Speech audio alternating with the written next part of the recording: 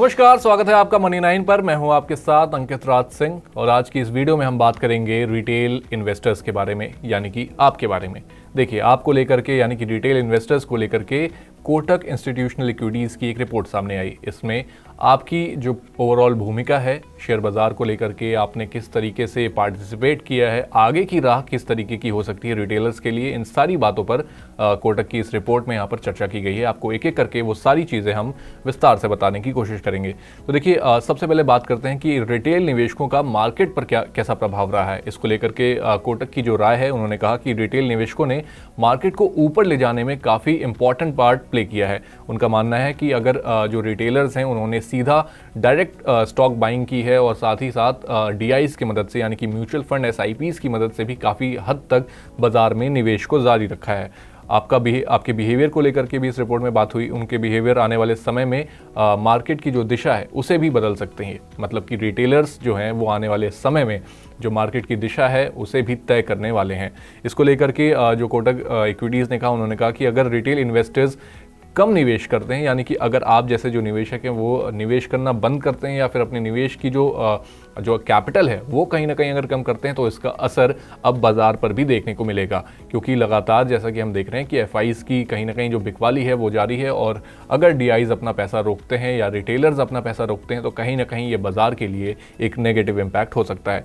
साथ ही उन्होंने ये भी कहा कि ऐसा सिर्फ करेक्शन मोड में नहीं बल्कि ओवर वैल्यूएशन की तरफ भी कहीं ना कहीं रिटेलर्स बाजार को खींचते हुए दिखते हैं। क्योंकि लगातार जो रिटेलर्स हैं वो ओवर बाइंग भी करते नज़र आते हैं। प्राइस को लेकर के इतना सेंसिटिव नहीं है हमारे देश के रिटेलर्स, जिसकी वजह से कहीं ना कहीं जो पिछले 1 से 2 सालों में हमने देखा कि ज़्यादातर जो स्टॉक्स थे या इंडेक्सेस थे वो कहीं ना कहीं ओवर वैल्यूड हो गए थे। तो कोटक इक्विटीज़ की, कोटक इंस्टीट्यूशनल इक्विटीज़ की ये एक बड़ी जो राय थी वो रिटेलर्स के लिए उन्होंने दी। इसके साथ ही उन्होंने रिटेलर्स के परफॉर्मेंस और उनके लिए जो आगे आने वाली चुनौतियां हैं उसको लेकर के भी बात करी। उन्होंने कहा कि रिटेल इन्वेस्टर्स अक्सर ब्रॉडर मार्केट के जो इंडेक्स हैं उसकी तुलना में कम रिटर्न पाते हैं। जैसा कि आपने देखा होगा कि अगर निफ्टी जो है, अगर निफ्टी मान लीजिए साल में अगर 12 से 13% का रिटर्न देती है, तो जो रिटेल इन्वेस्टर्स हैं वो कहीं ना कहीं डायरेक्ट इन्वेस्टिंग करके उससे कम ही रिटर्न जनरेट कर पा रहे हैं। तो ये एक बड़ा यहाँ पर फैक्टर है जिसकी वजह से जो रिटेलर्स हैं वो कम पैसा बना रहे हैं in comparison with the broader market.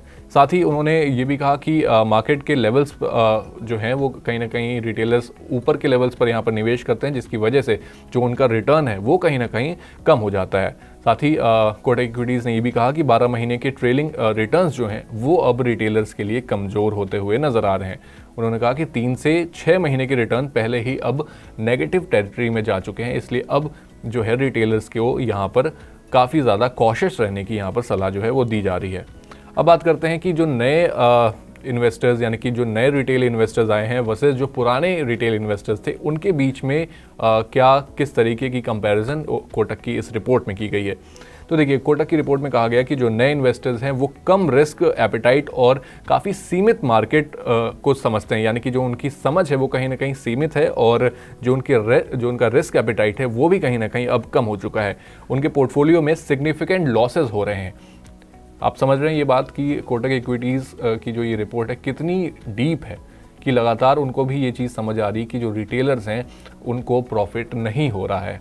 इसके साथ ही उन्होंने कहा कि पुराने इन्वेस्टर्स जो थे वो चुनौतियों का सामना कर पा रहे थे, लेकिन उनकी होल्डिंग्स का जो वेटेज है वो कहीं ना कहीं उनके परचेज प्राइस से काफ़ी ज़्यादा है। यानी कि जो वेटेज ओवरऑल जो पोर्टफोलियो में दिए जा रहे हैं वो उसकी जो प्राइसिंग है, जिस प्राइस पर रिटेलर्स उन स्टॉक्स को खरीद रहे हैं वो काफ़ी ऊपर की है, जिसकी वजह से उनका जो प्रॉफिट है वो भी कहीं ना कहीं यहाँ पर कम होता हुआ नज़र आ रहा है। साथ ही टाइमिंग और इन्फ्लो और मार्केट पीक्स एक बड़ा कारण है जिसकी वजह से रिटेलर्स यहाँ पर लॉसेस कर रहे हैं। इसके साथ ही कोटक इंस्टीट्यूशनल इक्विटीज़ ने मार्केट में रिटेलर्स की आगे की राह को लेकर के भी कई सारी बातें यहाँ पर बोली हैं। उन्होंने कहा कि फॉरेन पोर्टफोलियो इन्वेस्टर्स ने अक्टूबर 2024 से लेकर के फरवरी 2025 तक करीब 21 बिलियन की इक्विटी बेची है।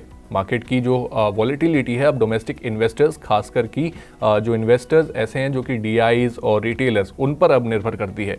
अगर रिटेलर्स कम निवेश करते हैं तो इसका सीधा असर और सिग्निफिकेंट असर अब बाजार पर हमें देखने को मिल सकता है। अगर उनका लगातार निवेश जो है वो चलता रहता है तो कहीं ना कहीं बाज़ार जो है वो ओवर वैल्यूएशन की तरफ भी जा सकती है, क्योंकि रिटेलर्स को प्राइस सेंसिटिव और कहीं ना कहीं वैल्यूएशंस को लेकर के जो समझ है वो अभी तक बाज़ार में नहीं आई है।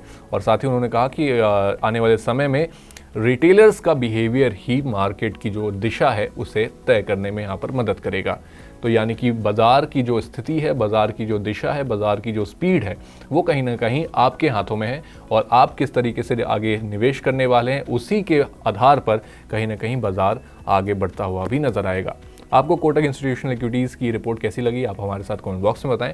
साथ ही अगर आपको ये जानकारी पसंद आई है तो इस वीडियो को लाइक, कमेंट और शेयर करना ना भूलें, और हमारे चैनल मनी 9 को सब्सक्राइब कर लें ताकि आपसे ऐसी कोई भी और अपडेट मिस ना हो जाए।